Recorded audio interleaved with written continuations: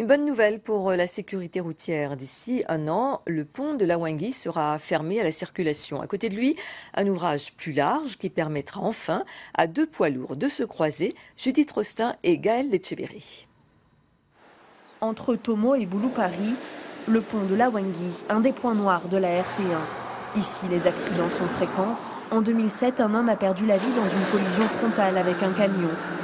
L'ouvrage d'art, qui date de la Première Guerre mondiale, est trop étroit, impossible d'y faire circuler deux poids lourds à la fois. Il ne sera pas pour autant détruit. Un nouveau pont sera mis en service début 2017. C'est un ouvrage qui sera d'une longueur de 88 mètres environ. Et les grands changements par rapport à l'ouvrage actuel, ça va être sa largeur, puisqu'aujourd'hui on a une chaussée qui fait à peu près 5,50 m, donc qui ne favorise pas les croisements de véhicules. Donc demain on aura deux voies de 3,50 m, c'est-à-dire une chaussée de taille normale, c'est celle qu'on retrouve un petit peu sur tout le réseau territorial.